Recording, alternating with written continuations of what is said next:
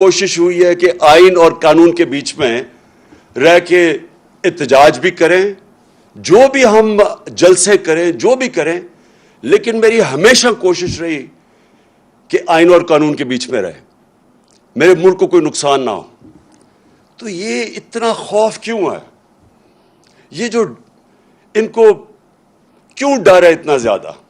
پہلے میں ذرا یہ الیکشن کمیشن، اصل میں تو میں آج الیکشن کمیشن کے اوپر بات کرنا چاہتا ہوں کہ انہوں نے کیا کیا اس ملک کے ساتھ، لیکن پہلے میں یہ بتانا چاہتا ہوں یہ کیوں کر رہے ہیں، یہ خوف کس چیز کا ہے، اور یہ آپ کو سمجھنا بہت ضروری ہے اگر آپ نے یہ پتہ چلانا ہے کہ یہ ایک دم اسلام آباد کو بند کر دیا، کنٹینرز لگا دیے، لوگوں کی زندگی عذاب کر دی کہ پتہ نہیں کوئی حملہ ہونے لگا اسلام آباد میں۔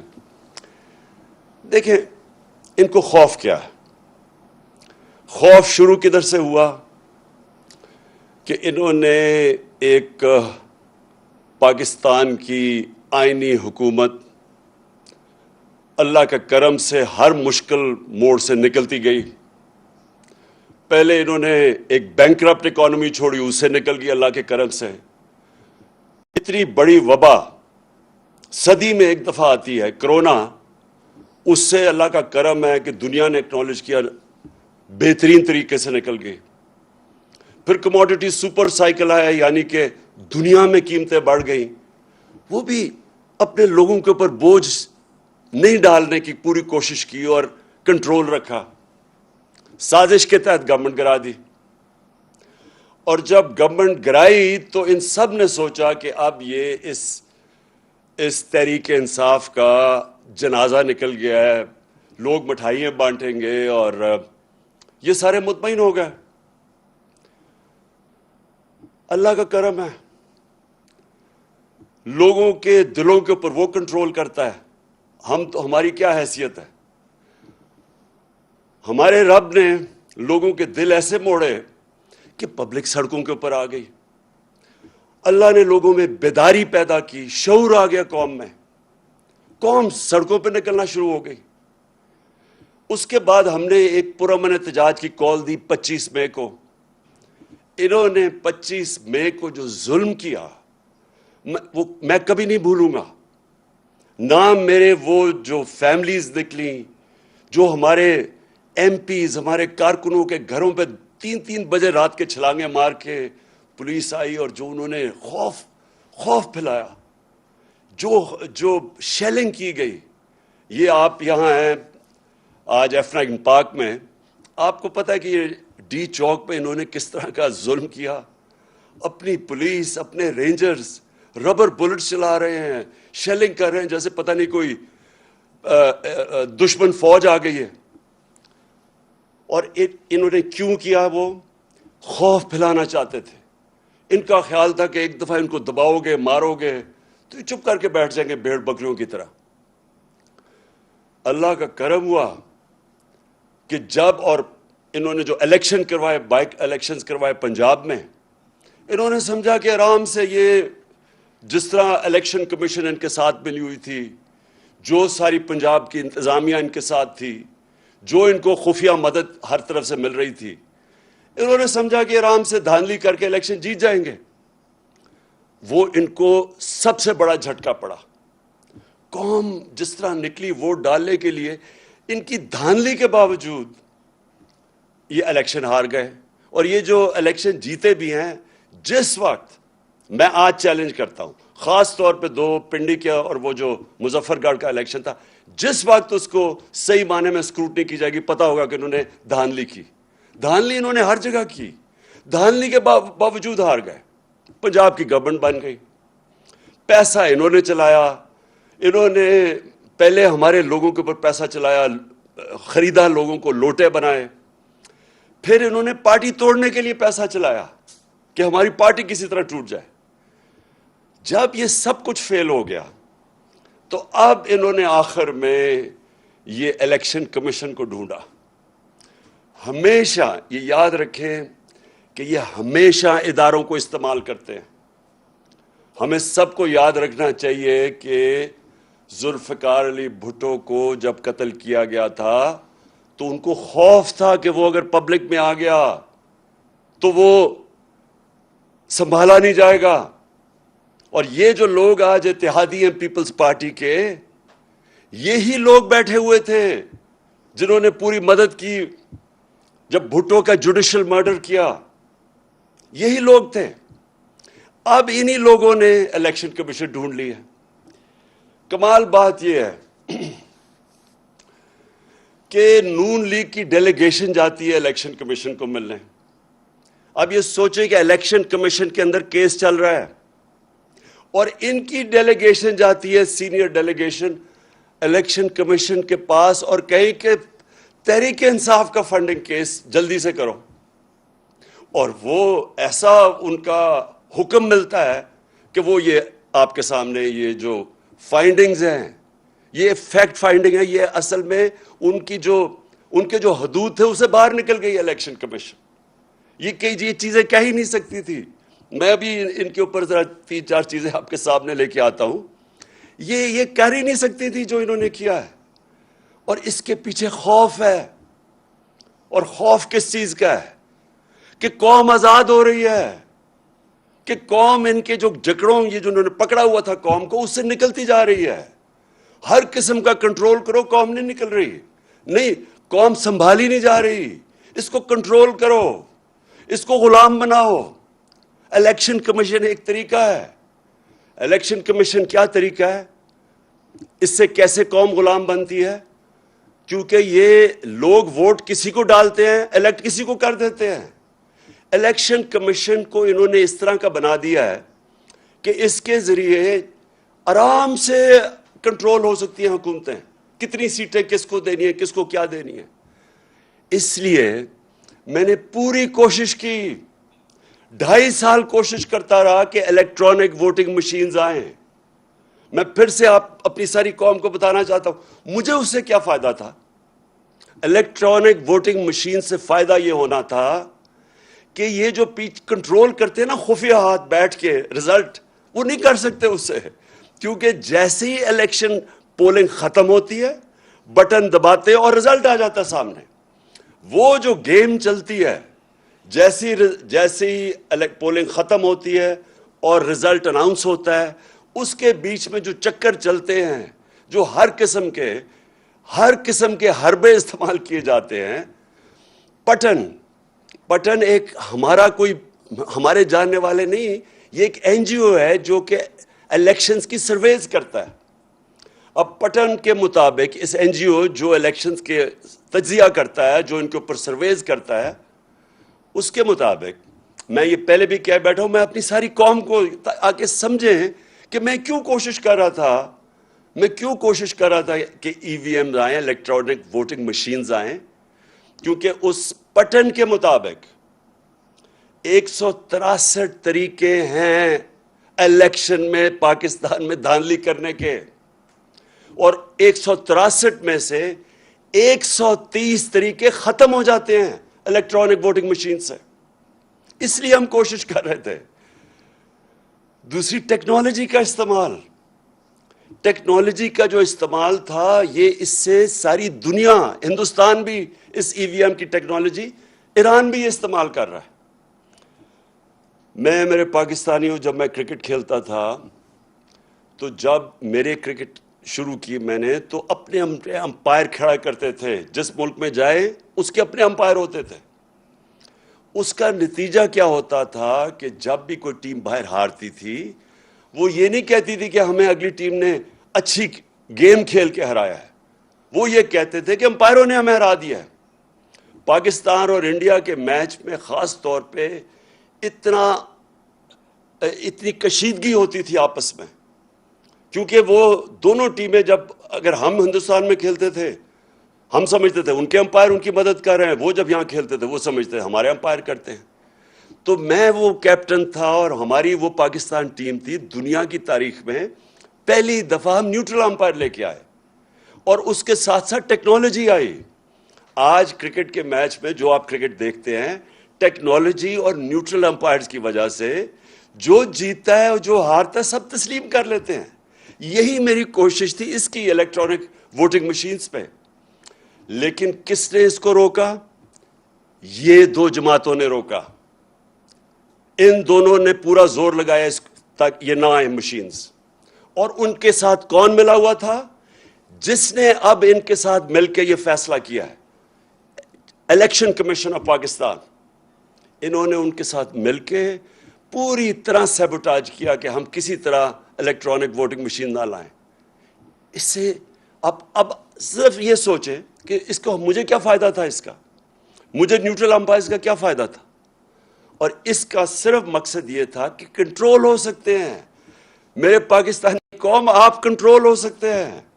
اس کا مطلب یہ کہ آپ اپنی ووٹ سے اپنے ملک کے فیصلے نہیں کر سکتے، آپ حکومتوں کو گرار اٹھا نہیں سکتے، کیونکہ وہ یہ کنٹرول کر لیتے ہیں الیکشن کہ فلانے کو اتنی سیٹس دے دو، اچھا اس کو اتنی سیٹس دے دو.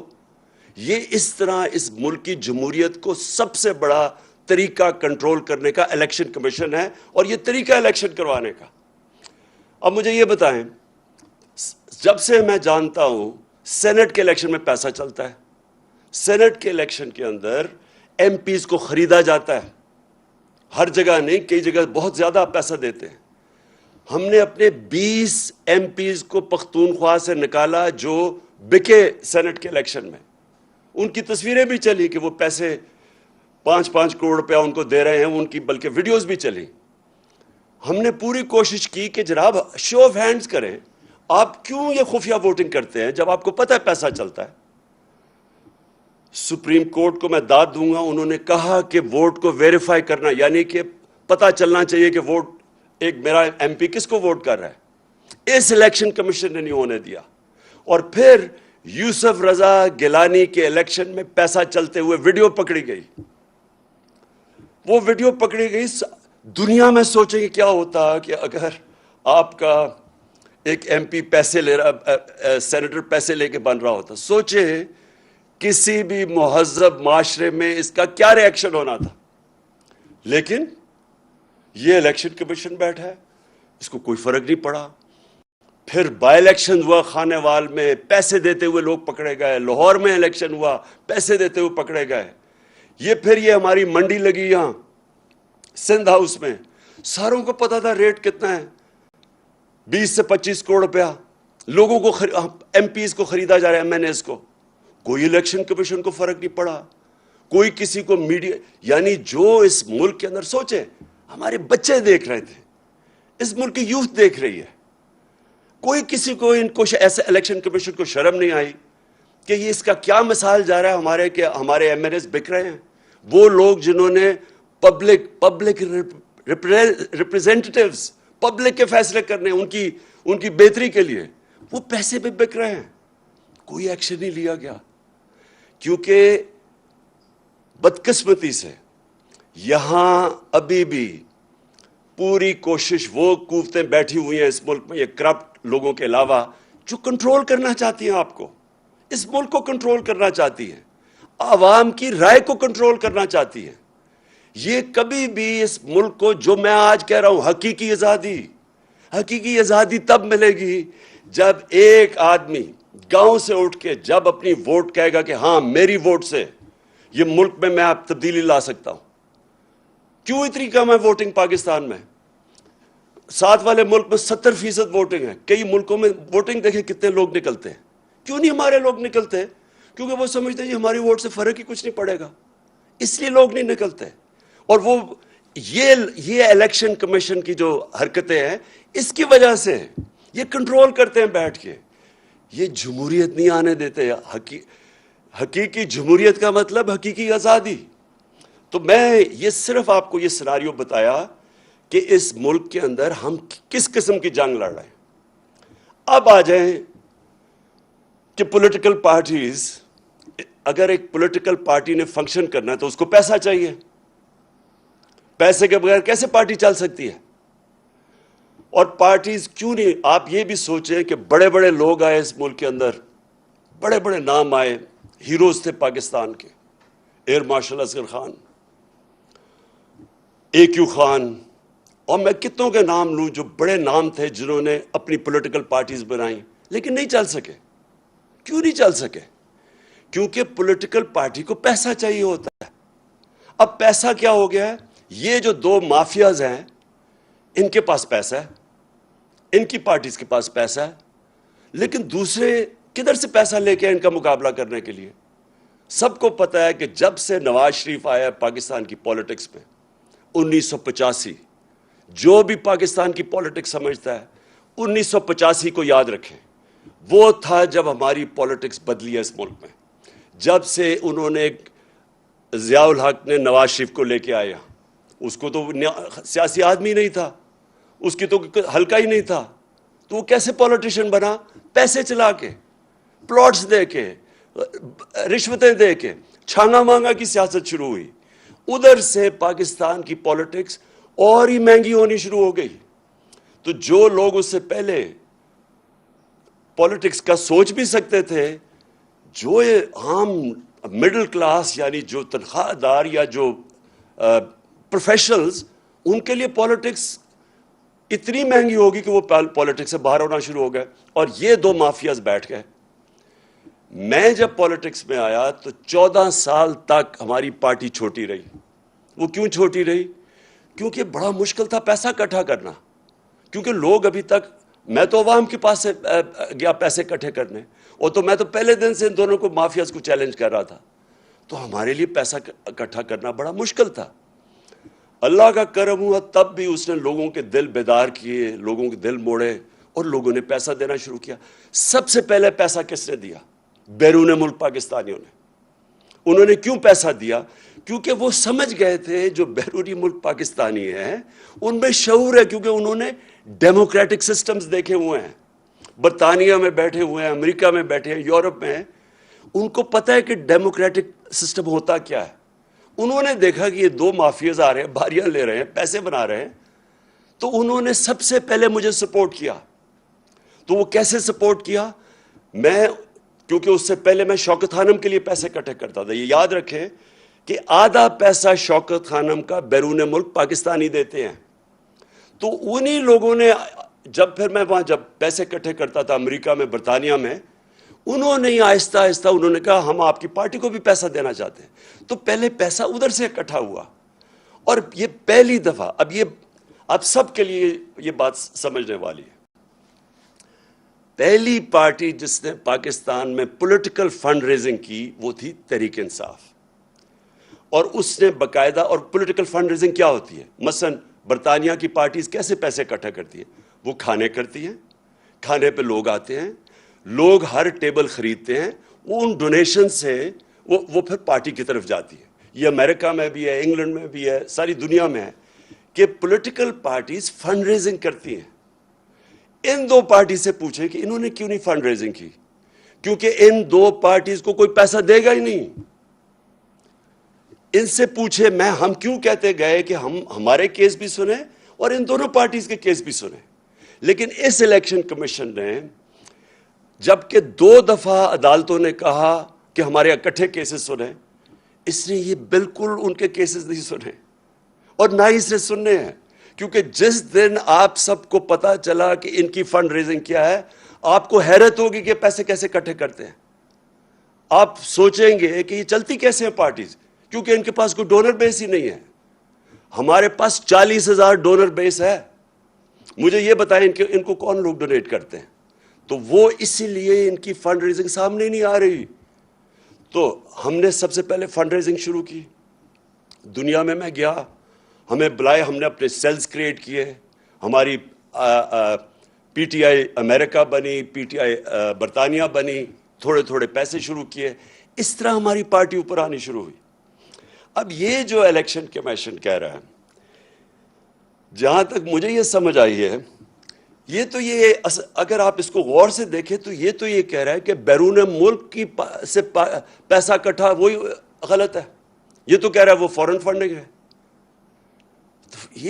مجھے یہ سمجھائیں کہ اگر یہ فورن فنڈنگ ہے تو یہ جو پاکستان کو 31 ارب ڈالر بیرون ملک پاکستانی ریمیٹنس بھیجتے ہیں, وہ کیا ہے پھر؟ اگر وہ پیسہ نہ ہے تو پاکستان اگلے دن بینکرپٹ ہو جائے.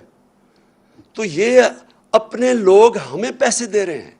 انہوں نے, جس طرح میں نے کہا, آدھا پیسہ شوکت خانم کا ہر سال بیرون ملک پاکستانی بھیجتے ہیں. جب یہاں زلزلہ آتا ہے تو سب سے زیادہ پیسے وہ دیتے ہیں. جب یہاں سیلاب آتا ہے وہ کنٹریبیوٹ کرتے ہیں. تو یہ الیکشن کمیشن تقریباً یہ کہہ رہا ہے کہ اوورسیز پاکستانی جب آپ کو پیسے دیں گے تو یہ ہو جائے گا فورن فنڈنگ. میں اس سے ایک اور سوال پوچھتا ہوں کہ کیا آپ کو پتہ بھی ہے کہ فنڈ ریزنگ ہوتی کیسے پولیٹیکل؟ کیا آپ نے تحقیقات کی اس پہ؟ انہوں نے کہا جو ایل ایل سی بنی ہوئی ہے ہماری امریکہ میں، اس نے کہا کہ یہ کوئی فورن کمپنی ہے.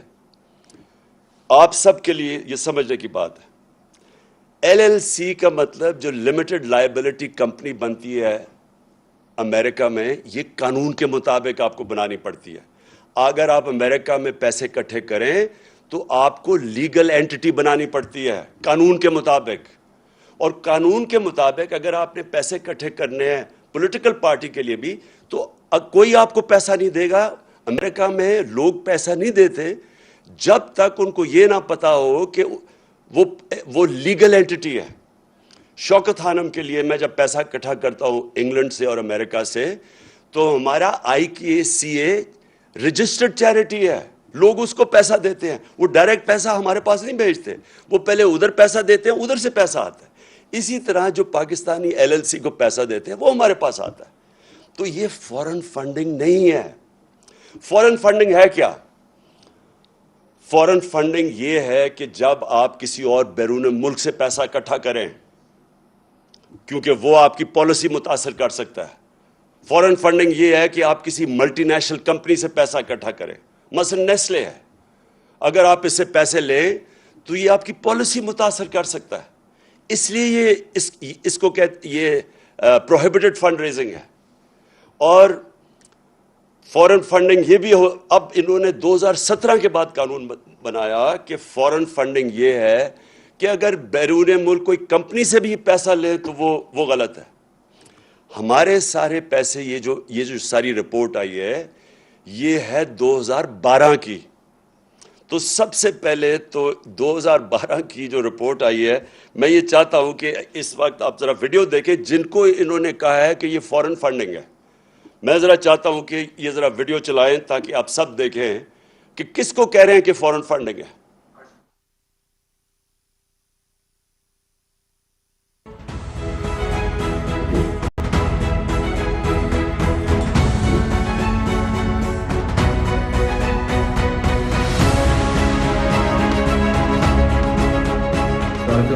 میرا نام مراد انصاری ہے اور میرا نام الیکشن کمیشن آف پاکستان کی لسٹ میں آیا ہے ایز اے نان سٹیزن جس نے PTI الیکشن کیمپین کو فنڈز بھیجے ہیں. تو میں جس کلیئرفائی کرنا چاہ رہا تھا کہ میں پاکستانی نیشنل ہوں اور میرے پاس ڈول نیشنلٹی ہے، پاکستان کی اور کینیڈا کی.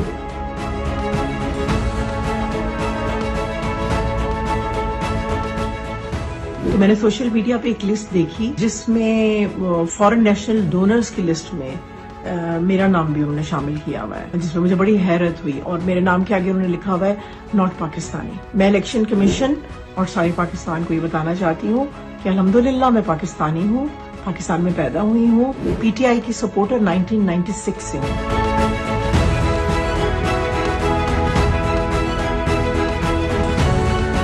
اختر جاوید میرا نام ہے. 2013 میں PTI کا یہاں PP89 پیر محل سے ٹکٹ ہولڈر تھا. میری کمپنی زین کاٹن پرائیویٹ لمیٹڈ 1992 میں رجسٹرڈ ہوئی تھی فیصل آباد میں، جس کی رجسٹریشن اور ڈاکومنٹ سارے میں نے دکھائے ہیں. میں نے پارٹی کو 10,000 روپے چندہ دیا تھا، جو کہ انہوں نے ابھی میرے دوست نے بتایا کہ آپ کا نام فارن فنڈنگ میں آ گیا.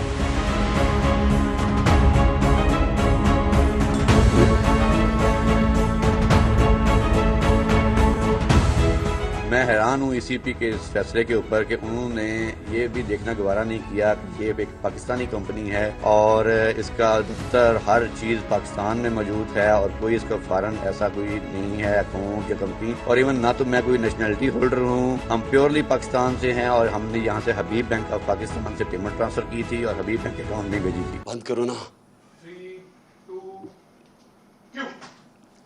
جی. تو یہ تو انہوں نے کہا، یہ آپ نے خود ہی ان کی زبان سے سن لیا، اور یہ زیادہ تر اس طرح کے لوگوں کو کہا گیا کہ جناب یہ فورن فنڈنگ کر رہے ہیں. دوسری انہوں نے ایک اور بات کی اور انہوں نے کہا کہ ایک ووٹن کرکٹ کلب سے پیسے آئے ہیں اور ووٹن کرکٹ کلب کا جو مالک تھا وہ ہے عارف نقوی. اور یہ اب ذرا یہ غور سے سنیں، کہتے یہ ہیں کہ وہ 2012 میں جو عارف نقوی تھا اس سے جسے پیسے لیے ہیں اس نے فراڈ کیا تھا. پیسے ہم 2012 میں لیتے ہیں اور اس کے اوپر فراڈ کے چارجز ابھی ثابت نہیں ہوا. اس کے اوپر جو چارج لگتا ہے فراڈ کا وہ ہوتا ہے 2018 میں، 6 سال کے بعد. جب ہم نے عارف نقوی اس سے جو میرے لیے کھانے کیے، ایک دبئی میں کیا تھا اور ایک یہ انگلینڈ میں ووٹن کرکٹ کلب، ایک میچ اس نے کیا تھا، میچ فیسٹیول تھا، اس کے بعد کھانا کیا تھا جس سے پیسے اکٹھے کیے تھے. تو میں پہلے یہ سوال پوچھتا ہوں کہ کیا مجھے خواب آئی تھی کہ 6 سال کے بعد عارف نقوی کوئی اس کے اوپر کوئی فراڈ کا چارج لگے گا؟ اور پھر ایک فائنینشیل ٹائمز کے انڈیکس کو لے لیتے ہیں یہ، اور فائنینشیل ٹائمز کا وہ جو ایک اس کا آرٹیکل ہے، لیکن فائنینشیل ٹائمز کے آرٹیکل کی وہ جدھر اس نے $20 ملین نواز شریف کو اور شہباز شریف کو اسی آرٹیکل میں لکھا ہوا ہے، وہ جو دیا تھا، وہ میں حیران ہوں کہ ام حریم کو اس چیز کا پتہ نہیں چلا. اس کو یہ تو پتہ چل گیا کہ انہوں نے پیسے اکٹھے کر کے $2 ملین دیے ہیں تحریک انصاف کو، لیکن جو ان کو رشوت کے پیسے دیے تھے ان 2 بھائیوں کو 5 ارب روپیہ، وہ تو کسی کو نہیں پتا چلا. تو دوسری میری بات یہ کہ اس میں کوئی چیز انلیگل نہیں تھی، غیر قانونی نہیں تھی. اس کی کمپنی، اس نے پیسے اکٹھے کیے، اپنی کمپنی کے ذریعے ہمیں بھیج دیے. 2012 میں بیرونی کمپنی سے پیسے آ سکتے تھے قانون کے مطابق. 2017 میں یہ قانون آیا کہ کمپنی کے ذریعے، بیرونی کمپنی کے ذریعے پیسے نہیں لے سکتے. تو میں یہ سمجھنا چاہتا ہوں کہ ہم نے کیا غلط کام کیا اس میں، کون سی غلط کام اس میں، کہ کون سی چیز تھی جو اتنا زیادہ الیکشن کمیشن نے کہا جی فوراً فنڈڈ اور ایکشن لینا چاہیے.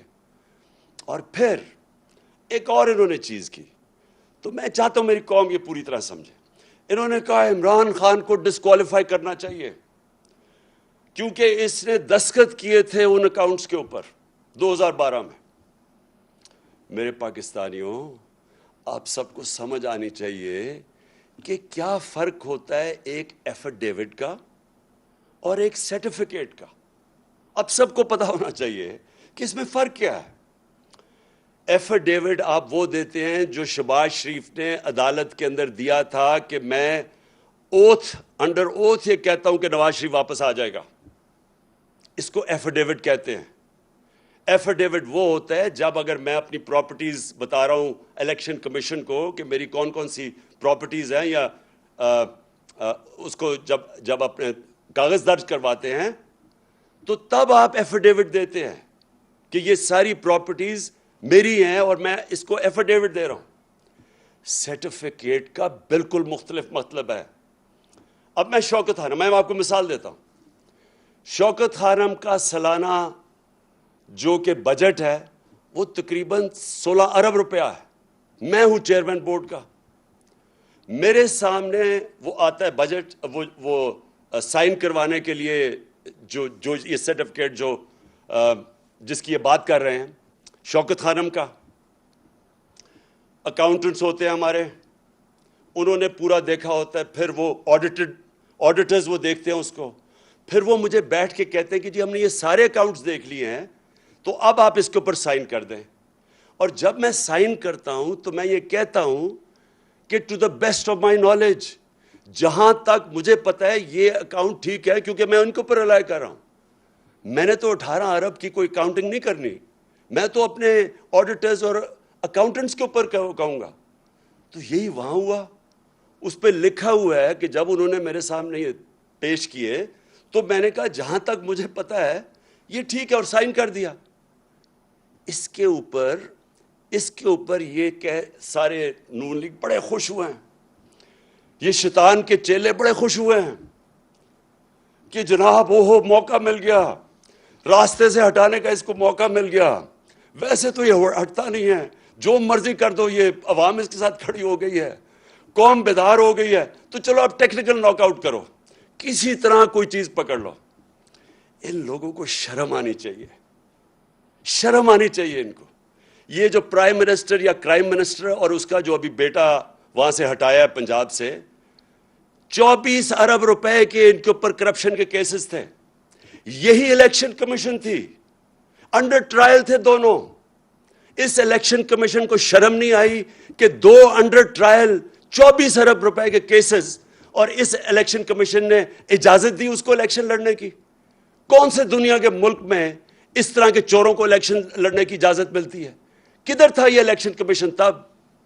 ایک ایک چیز ڈھونڈ کے آپ بتا رہے جی وہ کسی نے کوئی $100 دی, فورن فنڈنگ ہو گئی. یہ نہیں آپ کو نظر آیا کہ ملک کے ڈاکوؤں کو آپ نے الیکشن لڑنے کی اجازت دے دی ہے, اور آپ نے باقیوں کے دیکھے 60% کیبنٹ ضمانت پہ ہے. کون سے ملک کے اندر ضمانت پہ لوگوں کو الیکشن لڑنے کی اجازت دی جاتی ہے؟ کدھر تھی الیکشن کمیشن تب؟ اور ان کے ساتھ مل کے مجھے افسوس ہوتا ہے کہ یہ ہمارا 22 کروڑ کا پاکستان ہے, عظیم خواب پاکستان, اس کے یہ لوگ بیٹھے ہوئے فیصلے کرنے والے, اور ان کے پیچھے بھی وہ لوگ جو ہیں ذاتی انا کے لیے اور اپنے مفادات کے لیے وہ یہ ملک کو تباہی کی طرف دھکیل رہے ہیں. یہ جو آپ کا یہ جو سارا ڈرامہ ہوا, یہ صرف اور صرف بیرونی آقا گوری چمڑی والے جو باہر سے ان کو حکم کرتے ہیں, ان کے کہنے پہ کہ جی کسی طرح اس کو راستے میں کنٹرول کرنا ہے پاکستان, کہیں آزاد نہ ہو جائے ملک, ان کو بالکل جکڑ کے رکھو, جو ہم کہیں وہ جس طرح وہ خواجہ آصف کہتا ہے لائف سپورٹ مشین پہ رکھو تاکہ کنٹرول رہیں, تاکہ غلام رہیں. یہ جو سارا ڈرامہ ہے یہ ہمیں غلام رکھنے کے لیے ہے. جس طرح کہ اس طرح کا جو انہوں نے یہ بیٹھ کے نون لیگ سے اور پتہ نہیں کس نے اور ان کی مدد کی ہے اس طرح کا ڈاکیومنٹ دینے کے لیے. میرے پاکستانیوں یہ غور سے سن لیں, یہ آپ کو جو بھی کریں گے ڈرانے کی, دمکانے کی اور یہ میڈیا کے ساتھ مل کے پروپیگنڈا کرنے کی, آپ کو سمجھنا چاہیے کہ اس وقت جنگ ہے حقیقی آزادی کی. ہم نے آزاد ہونا یا نہیں ہونا, یا اسی طرح چلتے رہنا ہے؟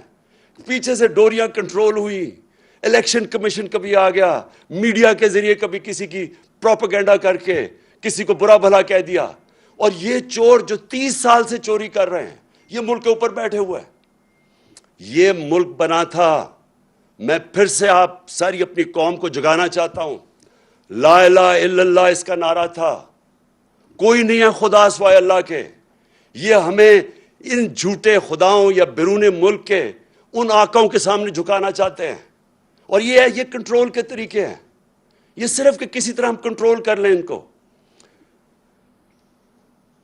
یہ قوم جو میں نے دیکھا ہے, میں آج آپ کو کہوں کہ جو 4 مہینے میں نے اپنی قوم کو دیکھا ہے, مجھے سب سے زیادہ خوشی یہ ہے کہ یہ قوم میں بیداری آ گئی ہے. یہ کسی صورت جو مرضی حربے استعمال کر لیں, یہ جو بیداری اور شعور کا جن نکلا ہے بوتل سے, یہ واپس نہیں جائے گا. اب یہ نبی صلی اللہ علیہ وسلم کی کہ عاشق ہے یہ قوم. یہ لا الہ الا اللہ اس نعرے پہ بننے والی قوم ہے. یہ کسی صورت ان چوروں کو اور ڈاکوؤں کو اور ان کے پیچھے جو کنٹرول کر رہے ہیں اس ملک کو, یہ اب ان کے کنٹرول سے باہر نکل گئے ہیں. لیکن میں آپ سب کو کہہ دوں کہ یہ آسانی سے جنگ نہیں جیتی جائے گی. یہ نہ سمجھ, یہ شروعات ہیں ابھی. یہ جو لوگ ہیں جن کو میں شیطان کے چیلے کہتا ہوں, یہ آرام سے اتنی دیر سے اس ملک کا خون چوس رہے ہیں, یہ جانے نہیں لگے. آپ سب کو میرے ساتھ مل کے جدوجہد کرنی پڑے گی, اور انشاءاللہ میرا یہ اللہ پہ یقین ہے. پھر سے میں کہتا ہوں, جو میں نے 4 مہینے سے یہ دیکھا قوم کے اندر بیداری, جس طرح قوم نکلتی ہے باہر, انشاءاللہ ہم اس سفر پہ نکل گئے ہیں جدھر ہم حقیقی طور پہ اپنے ملک کو آزاد کریں گے. پاکستان پائندہ باد. کوئی چیز تو نہیں میں نے مس کی؟